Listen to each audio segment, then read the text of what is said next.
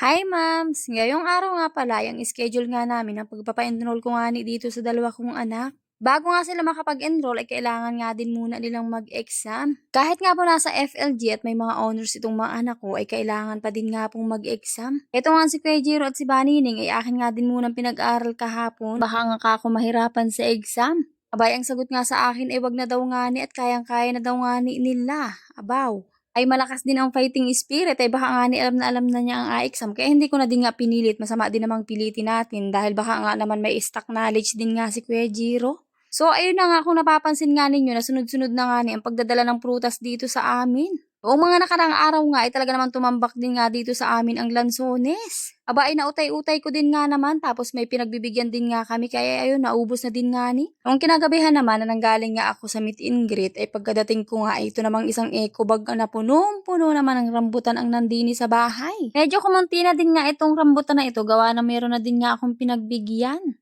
Isawari ko nga ang susunod na prutas na dadating dito sa amin ayun namang sinturis o dalandan. Char. Taglansones, tagrambutan at tagsinturis na nga ulit ngayon. Nakakatuwa din nga na may nagdadala dito sa amin at hindi na nga ako bumibili.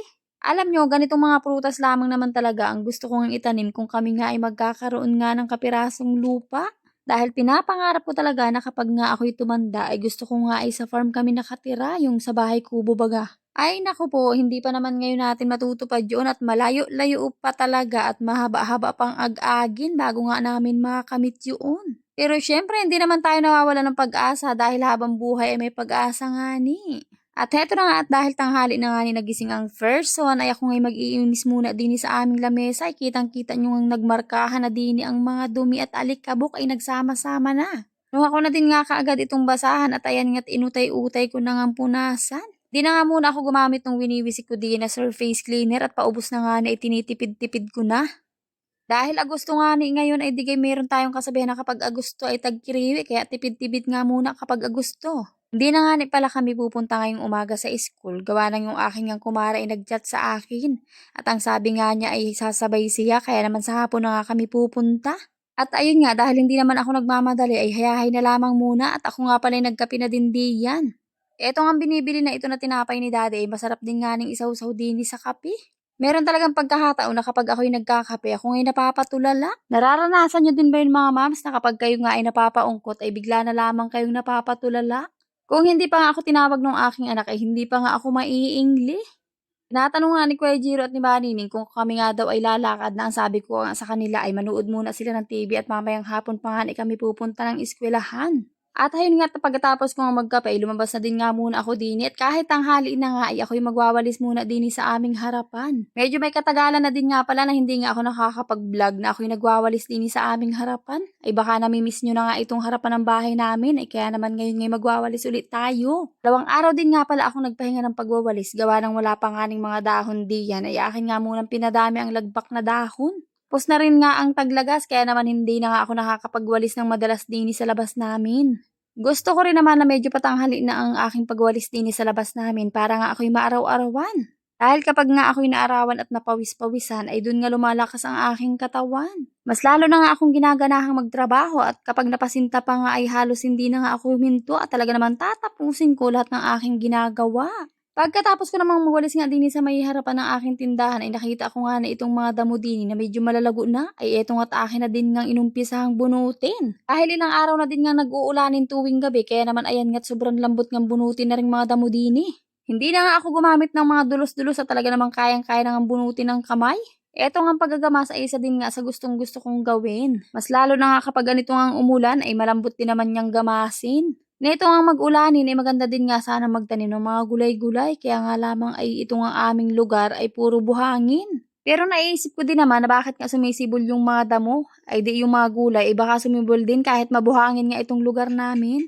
Doon kasi sa may kabilang lote ay hindi nga ni pwedeng taniman gawa ng kapag nga umuulan ay iniistakan nga ng tubig. Kaya dito lang talaga sa lote namin nga pwedeng magtanim-tanim. Meron namang ako mga nabili ng seeds na pananim kaya nga lamang ay hindi ko pa nga napagtutuunan ng pansin itong pagtatanim ko.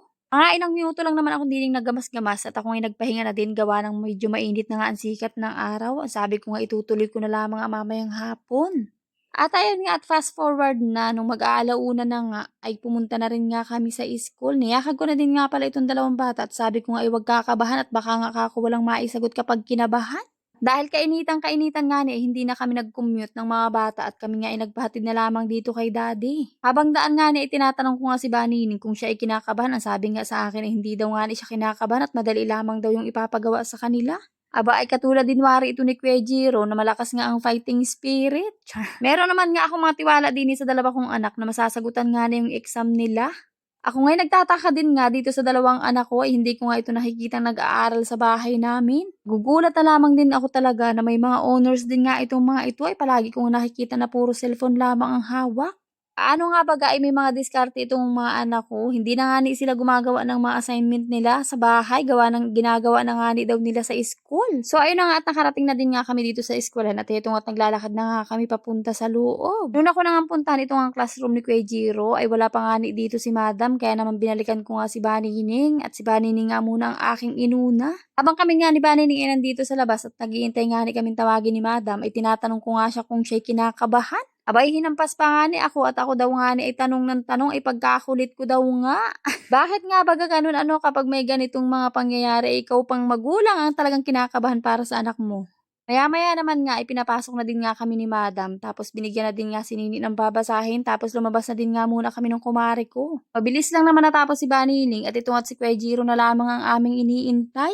Sabi ko nga kay Kuya Jiro kanina bago mag-exam ay wag nga akong magmamadali. Para nga kako masagutan niya lahat ng mga nasa test paper.